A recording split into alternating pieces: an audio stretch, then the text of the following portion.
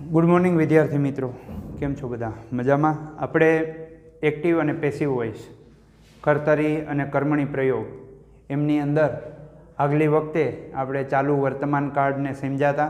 आ वखते आपणे आगळनो टेन्स एमनी अंदर the past,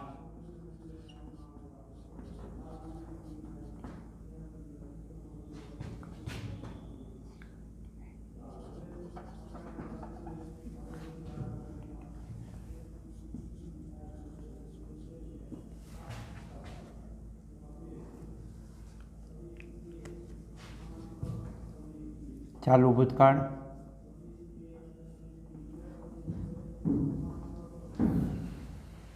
past एटले भूतकाळ, कन्टिन्युअस एटले चालू अने टेन्स एटले काळ। चालू भूतकाळ एमनो आजे आपणे उपयोग शीखीशुं। सेन्टेन्स स्ट्रक्चर, उदाहरण अने एमना पेसिव वॉइस एटले के कर्तरी वाक्यो अने कर्मणी वाक्यो एनुं उदाहरण द्वारा आपणे समजूती लईशुं। तो ध पास्ट कन्टिन्युअस टेन्स एटले के चालू भूतकाळ एनो उपयोग जोईए।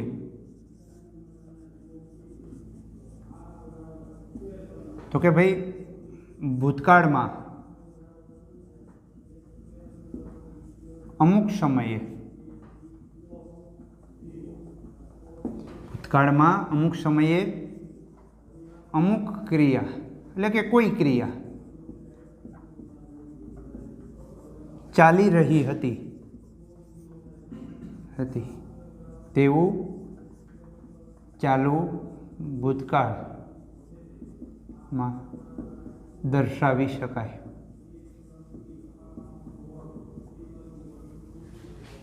बराबर है। भूतकाळ में, भूतकाळ एटले तो तमे जाणो छो जे क्रिया पूरी थई गई छे। अमुक समय एटले के चोक्कस समये अमुक क्रिया, कोई घटना, बनाव के प्रसंग चाली रह्यो हतो एटले के ए घटना त्यारे घटी रही हती, ए बनाव त्यारे बनी रह्यो हतो, ए प्रसंग त्यारे चालू हतो, एवुं छे ने चालू भूतकाळ में दर्शावी शकाय। ते समये गई काले सवारथी अथवा गई काले सवारे हूँ क्रिकेट रमी रह्यो हतो। गई काले आ समये हूँ मूवी जोई रह्यो हतो। बराबर। गई काले बपोરના हूँ नृत्य करी रह्यो हतो। आ बधी ज क्रियाओं केवी छे? चोक्कस समये कोई घटना घटी रही हती, कोई क्रिया बनी रही हती, एवुं चालू भूतकाळ द्वारा दर्शावी शकाय। समझी गया छो? भूतकाळ में चोक्कस समये कोई क्रिया थई रही हती, कोई घटना घटी रही हती, कोई बनाव बनी रह्यो हतो, एवुं दर्शाववा माटे चालू भूतकाळनो उपयोग थाय छे। हवे आपणे एमनुं सेन्टेन्स स्ट्रक्चर एटले के वाक्य रचना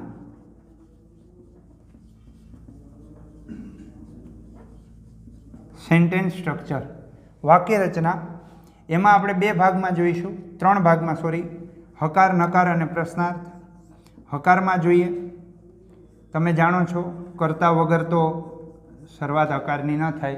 सब्जेक्ट एटले कर्ता, कर्ता पछी टू बीनुं भूतकाळना रूपो। टू बीना भूतकाळना आपणे आगली वखते चालू वर्तमान काळनी अंदर टू बीना वर्तमान काळना रूपो जोया हता, एम, इज अने आर। तो अहींया टू बीना भूतकाळना रूपो वॉज अने वर, बे रूपो। कोष्टक तमे जोयुं हशे, I was, we were, you were, he, she, it was अने धे वर। एक वचननुं नाम होय तो वॉज अने बहुवचननुं नाम होय तो वर। एवी रीते जेवो कर्ता एने अनुरूप बेमांथी एकनो उपयोग थशे।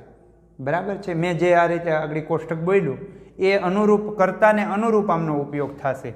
बराबर। वॉज वर आव्युं, पछी वी फोर। वी फोर एटले जेने आपणे प्रेजेंट पार्टिसिपल कहीए छीए।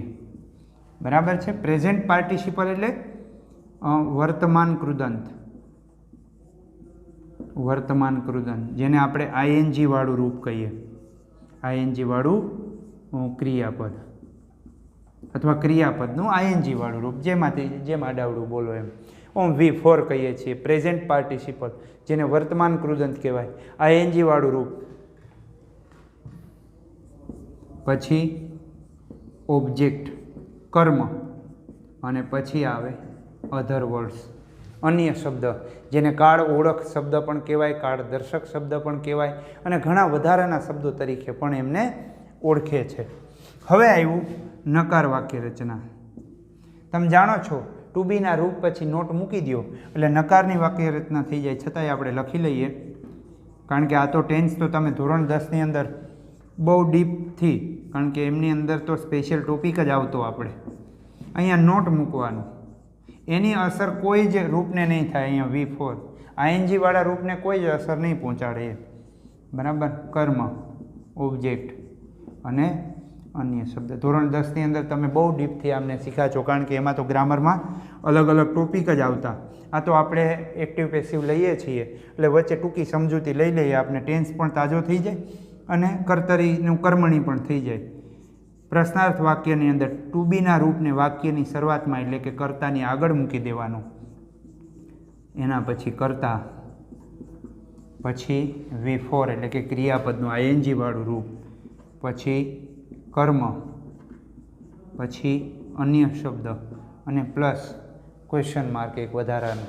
આ રીતે હકાર, નકાર અને પ્રશ્નાર્થ, બરાબર છે, ત્રણેયની વાક્ય રચના બનશે. સમજાઈ ગયું? જે ચાલુ વર્તમાન કાળની અંદર એમિઝાર હતું એની જગ્યાએ માત્ર ને માત્ર વોઝ વર મૂક્યું અને આપણે હકાર નકાર વોઝ વર પછી નોટ મૂક્યું. વોઝ વરને કર્તાની આગળ એટલે કે વાક્યની શરૂઆતમાં લઈ દીધું, પાછળ ક્વેશ્ચન માર્ક લગાડી દીધું. એટલે હકાર નકાર અને પ્રશ્નાર્થની રચના થઈ ગઈ. બરાબર છે. ભૂતકાળમાં ઉપયોગ તમે શીખી ગયા. હવે આપણે બે ઉદાહરણ દ્વારા એમની સમજૂતી લઈએ. એક્ઝામ્પલ લઈ લઈએ. અહીંયા I was reading a novel since morning yesterday.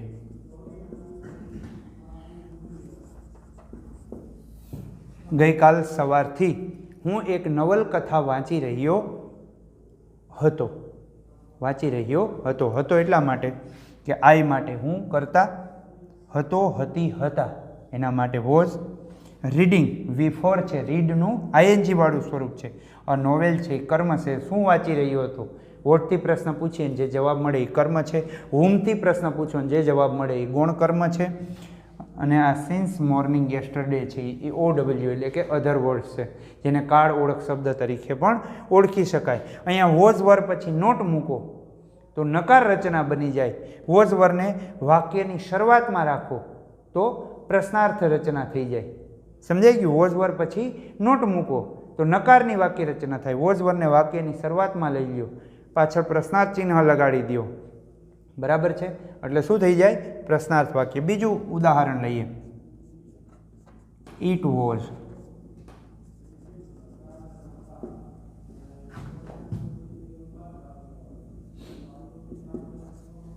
Was ઉદાહરણ જોઈએ. Raining at that time. એ સમયથી અથવા તો તે સમયથી વરસાદ વરસી રહ્યો હતો. બરાબર છે. આપણે કહીએ ને કાલે સાંજનો વરસાદ વરસી રહ્યો છે. બરાબર છે. તો આમની અંદર પણ વોઝ વર પછી નોટ મૂકો એટલે કે વોઝ પછી નોટ મૂકો, વોઝને વાક્યની શરૂઆતમાં લઈ લ્યો એટલે પ્રશ્નાર્થ રચના થઈ જશે. તો હવે આપણે પેસિવ વોઇસની રચના જોઈએ. તો અહીંયા આપણે સૂચનામાં લખી નાખીએ વર્તમાન કાળના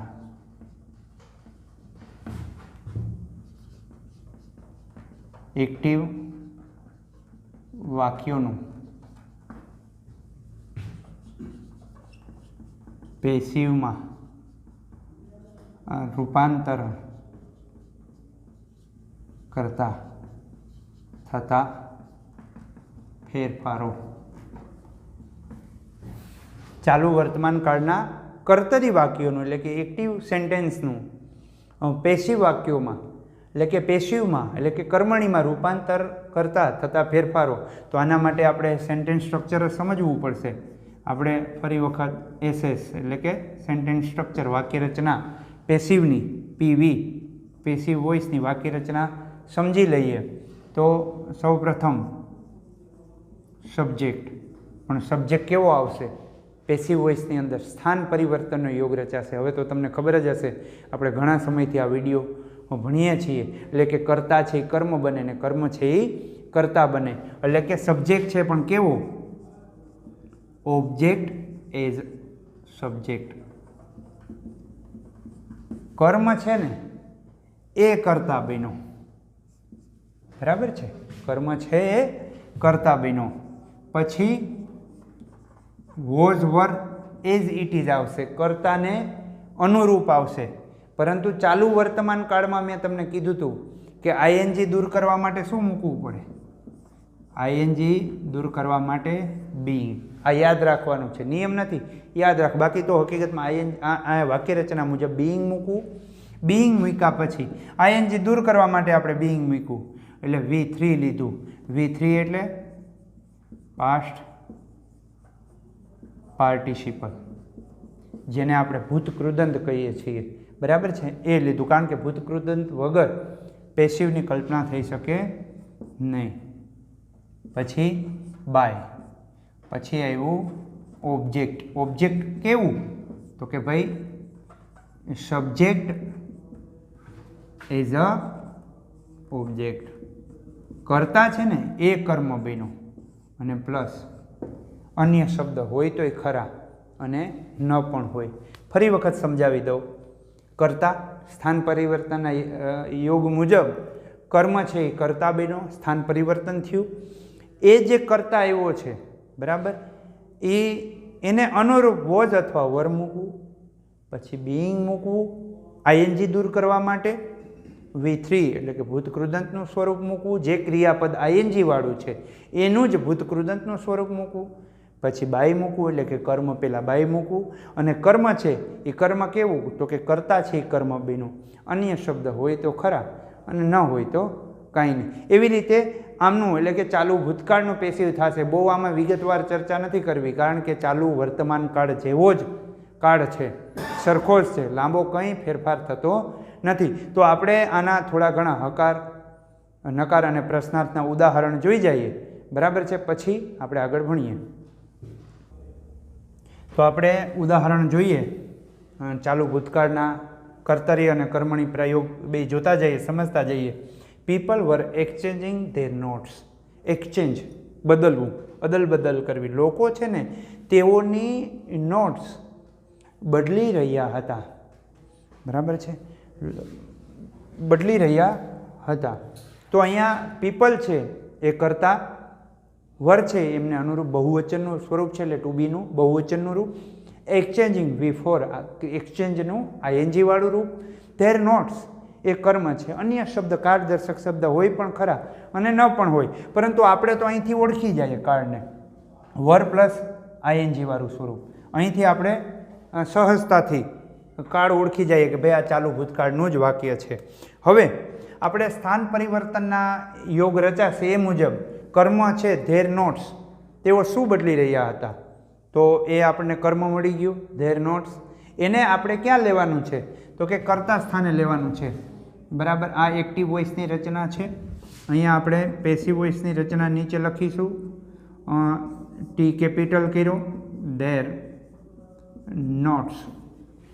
બરાબર? બહુવચન છે એટલે ટુ બીનું બહુવચનનું, ટુ બીના ભૂતકાળનું બહુવચનનું રૂપ વર. પછી આઈએનજી દૂર કરવા માટે આપણે શું મૂક્યું? યાદ રાખવા માટે બીઈંગ મૂક્યું. હવે V3 મૂકવાનું, તો કે ભાઈ એક્સચેન્જ.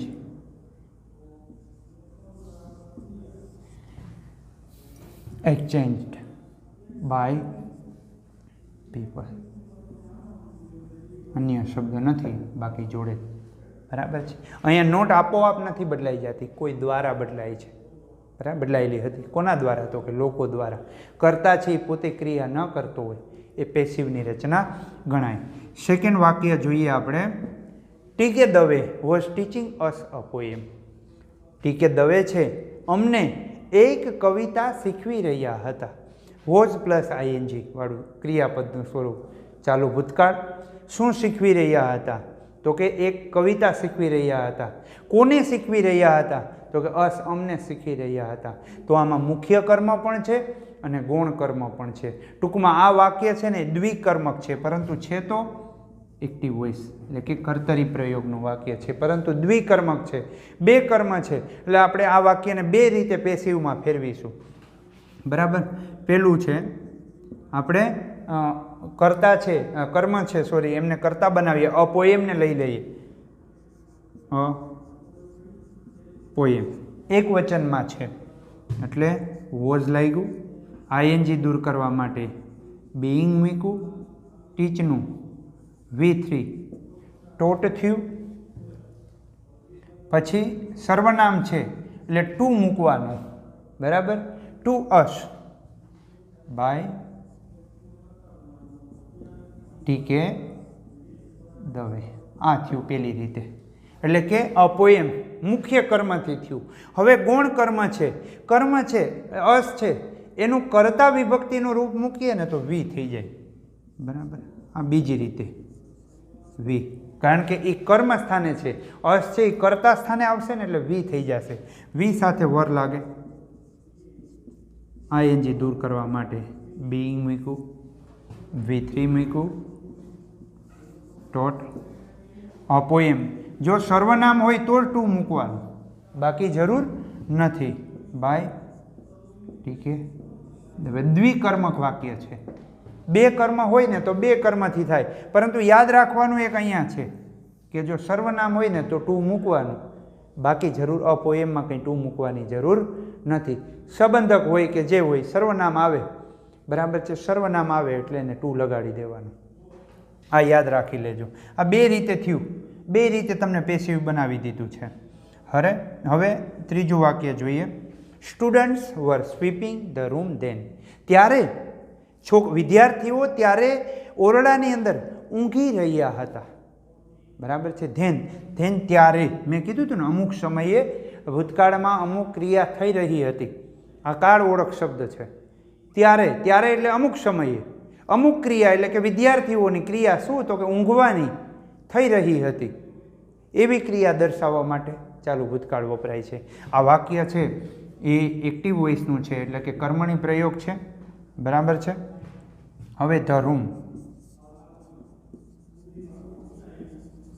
એક વચનમાં છે, વોઝ આઈએનજી દૂર કરવા માટે બીઈંગ મૂક્યું, સ્વીપનું V3 સ્વેપ્ટ થશે બાય, સોરી અહીંયા આપણે સ્વેપ્ટ, ધેન કાળ ઓળખ શબ્દને બાયની પહેલાં મૂકો અથવા બાય પછી મૂકો, ગમે ત્યાં મૂકી શકો. બાય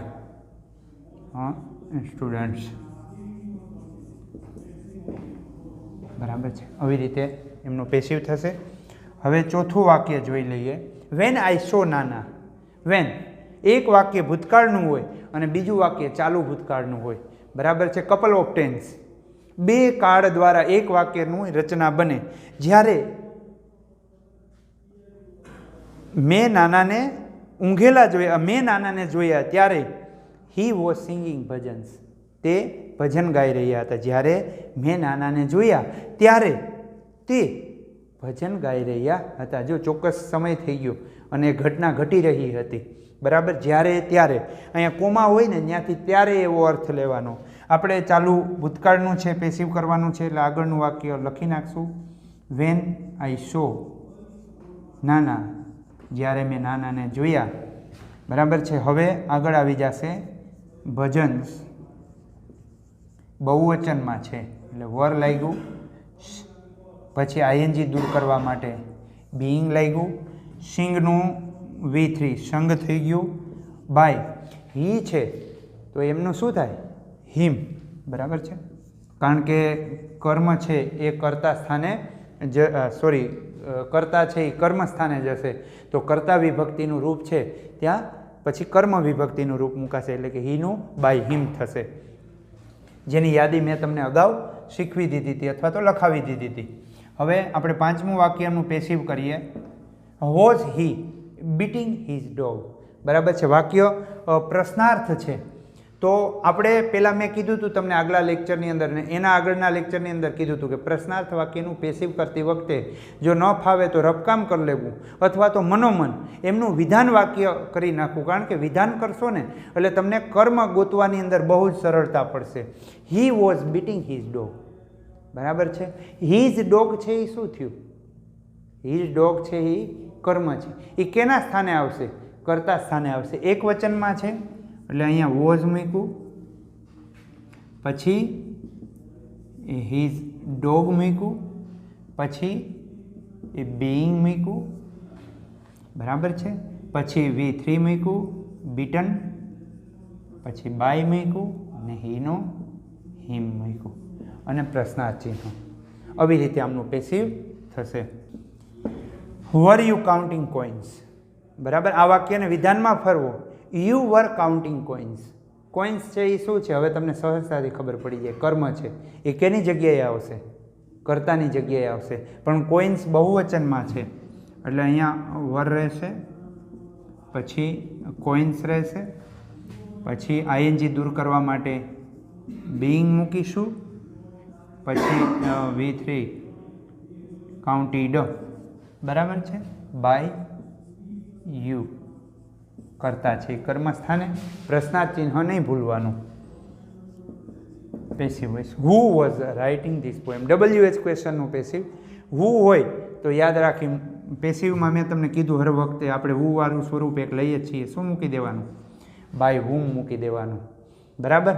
આમાં હુ વાળા વાક્યમાં કોની ગેરહાજરી હશે? કર્તાની ગેરહાજરી હશે, પરંતુ કર્મની હાજરી તો છે જ. એટલે આપણે વાક્ય આગળ સહજતાથી ધીસ પોએમ છે એ શું છે? એ એમનું કર્મ છે, એ કર્તા બનશે, પરંતુ ધીસ પોએમ એક વચનમાં છે. By whom was this poem. I N G દૂર કરવા માટે બીઈંગ મૂક્યું, બરાબર. અને રાઇટનું શું થઈ ગયું? રિટર્ન થઈ ગયું. કરતા નથી એટલે કર્મ નહીં મળે આપણને, બરાબર છે, કારણ કે હુ વાળું વાક્ય છે. By whom was this poem being return. આ રીતે આમનું પેસિવ થશે. પછી આગળ જોઈએ. Why were they not clean the roads? તો અહીંયા they were not clean the roads. તો ધ રોડ્સ છે એ શું છે આપણું? એ કર્મ છે, યાદ રાખો. એ કર્તા સ્થાને આવશે તો વાય મૂક્યું. ધ રોડ્સ બહુવચનમાં છે એટલે વર મૂક્યું, પછી મૂક્યું ધ રોડ્સ. નકાર વાક્ય છે એટલે નોટ મૂક્યું, પછી આઈએનજી દૂર કરવા માટે બીઈંગ મૂક્યું, પછી ક્લીનનું V3 મૂક્યું, ક્લીન્ડ. બાય ધે છે તો બાય ધેમ અને પ્રશ્નાર્થ ચિહ્ન લગાડ્યું, બરાબર છે. તો આવી રીતે એમના વાક્યોનું એક્ટિવમાંથી પેસિવમાં રૂપાંતરણ થશે. તમે નજર મારી લ્યો એક વખત. અને આપણે આગલા લેક્ચરની અંદર પૂર્ણ વર્તમાન કાળ અને પૂર્ણ ભૂતકાળ બંને સાથે રાખી સંયુક્ત રીતે અને એમનું કર્તરીમાંથી કર્મણીમાં શીખીશું આપણે ફેરવતા, બરાબર છે. તો આગલા લેક્ચરમાં મળીએ.